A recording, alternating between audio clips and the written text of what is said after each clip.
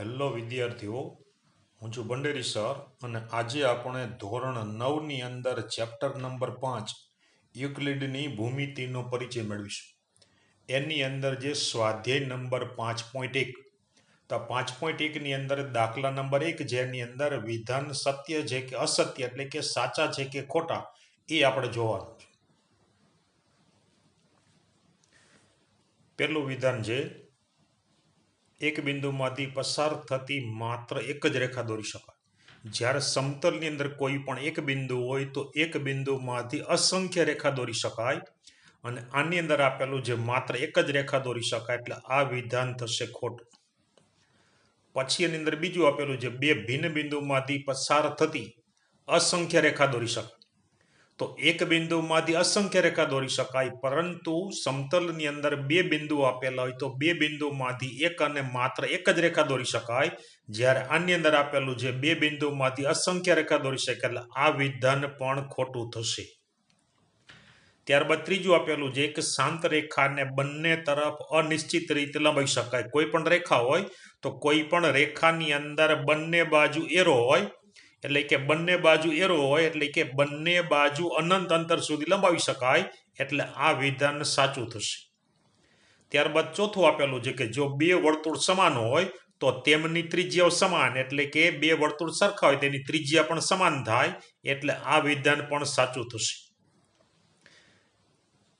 ત્યારબાદ પાંચમું આપેલું જેની અંદર ત્રણ રેખાખંડ આપેલા છે એ બી બરાબર પીક્યુ છે અને પીક્યુ બરાબર XY છે એટલે કે આ એ બી અને આ પીક્યુ રેખાખંડ સરખા છે. અને ત્યારબાદ આ પીક્યુ અને XY એટલે કે આ પહેલો અને બીજો રેખાખંડ સરખો છે, બીજો અને ત્રીજો રેખાખંડ સરખો છે. તો એનો અર્થ કે પહેલો અને ત્રીજો એટલે કે એ બી અને XY આ બંને રેખાખંડ સરખા થાય અને આમાં આપેલું છે એ બી બરાબર XY એટલે આ વિધાન સાચું થશે. હવે દાખલા નંબર 2 છે જેની અંદર વ્યાખ્યાઓ આપવાની છે. કુલ 5 વ્યાખ્યા છે: સમાંતર રેખાઓ, લંબ રેખાઓ, રેખાખંડ, વર્તુળની ત્રિજ્યા અને ચોરસ. તો આપણે એક એક વ્યાખ્યાઓ જોઈએ. પહેલું છે સમાંતર રેખા. તો સમાંતર રેખા એટલે માનો કે આ સમતલ છે અને સમતલની અંદર બે રેખાઓ છે. આ બે રેખાઓને ગમે તેટલી લંબાવીએ છતાં પણ આ બે રેખાઓ જો એકબીજાને છેદતી ન હોય તેને સમાંતર રેખા કહેવાય. એટલે કે એક જ સમતલમાં આવેલી અને એકબીજાને છેદતી ન હોય એવી બે રેખાઓને સમાંતર રેખા કહેવાય. બીજું આપેલું છે લંબ રેખા. તો આ જે સમાંતર રેખા છે એકબીજાને છેદે નહીં, લંબ રેખા એટલે એકબીજાને છેદે પણ એ કેવી રીતે? કાટખૂણે એટલે કે 90°ના ખૂણે છેદે.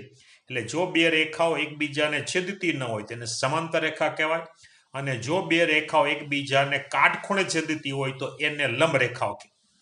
ત્યારબાદ ત્રીજું આપેલું છે રેખાખંડ.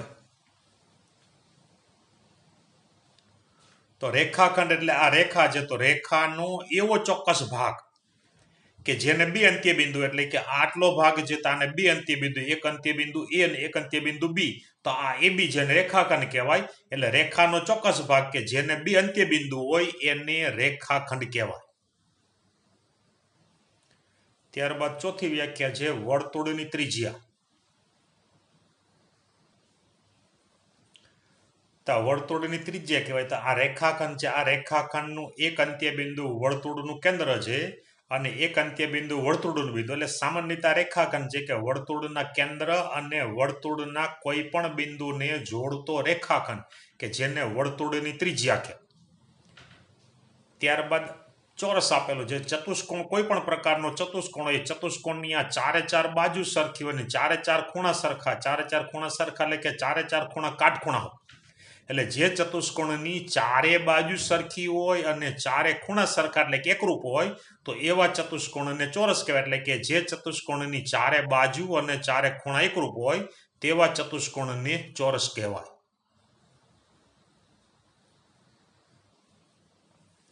હવે જોઈએ દાખલા નંબર 4. દાખલા નંબર 4ની અંદર AC બરાબર BC થાય એવું બિંદુ C બિંદુઓ A અને B ની વચ્ચે છે એટલે કે A અને B ની વચ્ચે C બિંદુ છે અને AC બરાબર BC થાય. તો સાબિત કરવાનું છે AC બરાબર 1/2AB.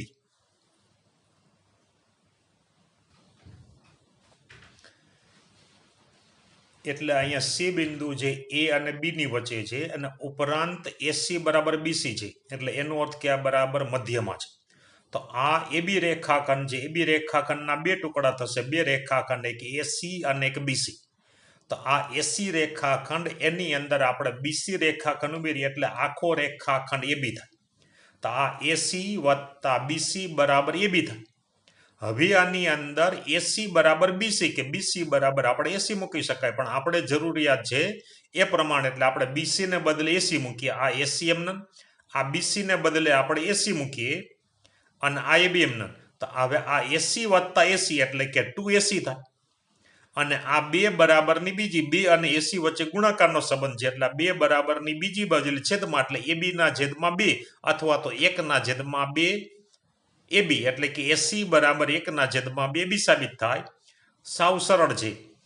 માત્ર આપણે અહીંયા એસી વત્તા બીસી એના બરાબર બી મૂકવાનું અને આ બીસી ને દૂર કરીને એના બરાબર એસી મૂકી શકાય. કારણ લખી શકાય કે એસી ને બીસી સરખા છે એટલે બીસી ને દૂર કરીને આપણે એસી મૂક્યું. આ એસી વત્તા એસી એટલે 2AC થાય. હવે આ બે બીજી બાજુ છેદમાં છે એટલે 1 ના છેદમાં 2 એબી એટલે કે એસી બરાબર 1 ના છેદમાં 2 એબી સાબિત થાય. હવે જોઈએ આપણે દાખલા નંબર 6. દાખલા નંબર 6 ની અંદર આકૃતિ આપેલી છે, એની અંદર આ એસી અને બીડી રેખાખંડ સરખા છે. એસી અને બીડી, એ થી સી અને બી થી ડી આ સરખા છે અને સાબિત કરવાનું છે એબી બરાબર સીડી.